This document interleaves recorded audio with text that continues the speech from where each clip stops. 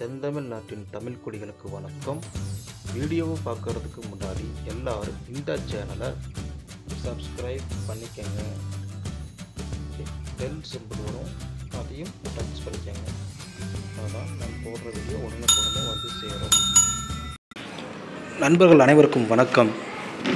இன்றைக்கி நம்ம அந்த வீடியோவில் நம்ம ரொம்ப நாள் எதிர்பார்த்துட்டு இருந்த தமிழ்நாடு காவல்துறையில் காவலர் மற்றும் உதவி ஆய்வாளர் தாலுக் ஆகிய பதவிகளுக்கு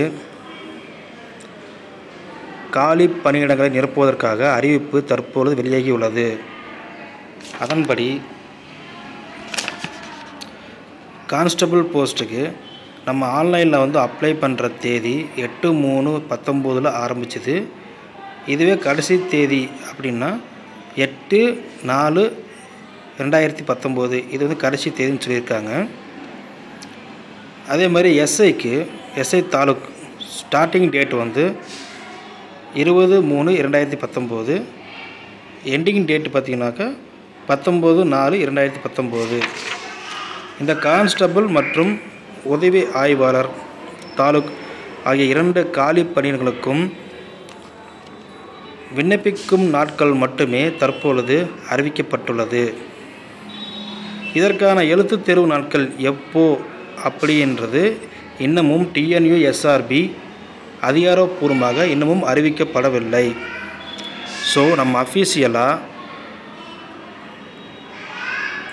ஒரு சில நபர்களிடம் பேசி தோராயமாக என்னைக்கு எழுத்துத் தேர்வு வரும் அப்படின்றத இந்த வீடியோவை தொகுத்து நான் போட்டிருக்கேன் ஃப்ரெண்ட்ஸ்.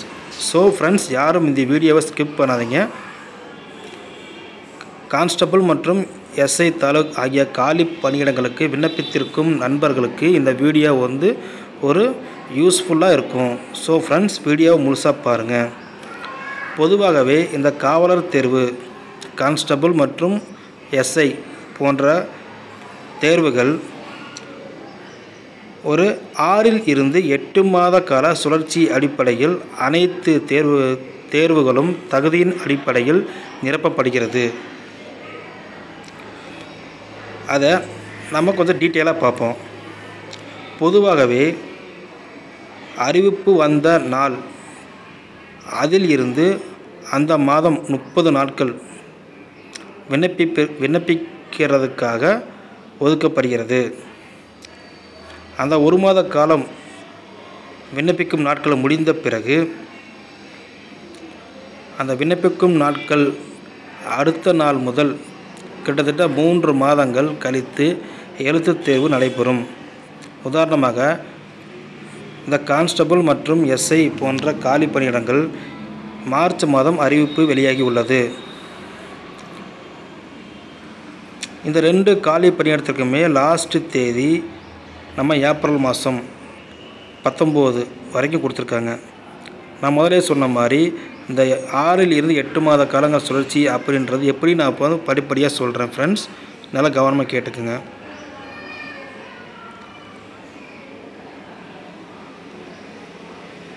இப்போ 4ஆம் மாதம் கடைசி அப்படின்னாக்க 5, 6, 7 இந்த 7 மாதங்கள் படிப்பதற்காக ஆரம்பத்தில் எழுத்துத் தேர்வுக்காக படிப்பதற்காக ஒதுக்கப்படுகிறது. 8வது மாதத்தில் இந்த 3 மாதம் கழித்து வருகின்ற அடுத்த மாதம் 8வது மாதத்தில் தேர்வு நடத்தப்படும். அந்த மாத இறுதியிலேயே எழுத்துத் தேர்விற்கான ரிசல்ட் அறிவிக்கப்படும். அந்த ரிசல்ட் அறிவித்த தேதியிலிருந்து 2 மாதங்கள் கழித்து உடல் தகுதி தேர்வு மற்றும்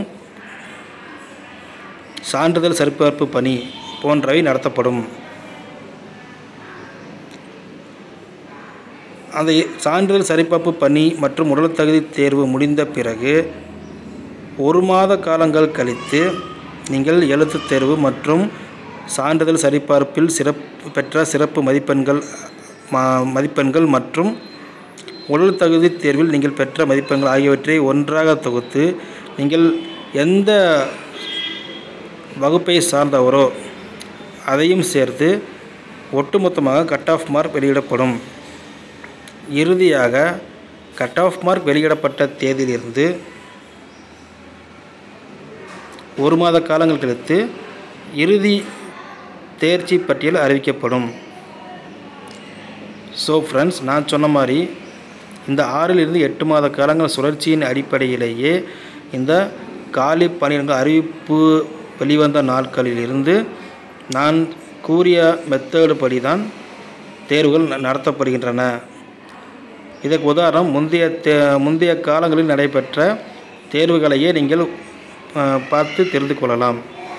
ஸோ ஃப்ரெண்ட்ஸ், இப்போது அறிவிச்சிருக்கிற எஸ்ஐ மற்றும் கான்ஸ்டபிள் போன்ற காலி பணியிடங்களுக்கு இன்னமும் எழுத்து தேர்வினால் அறிவிக்கப்படவில்லை.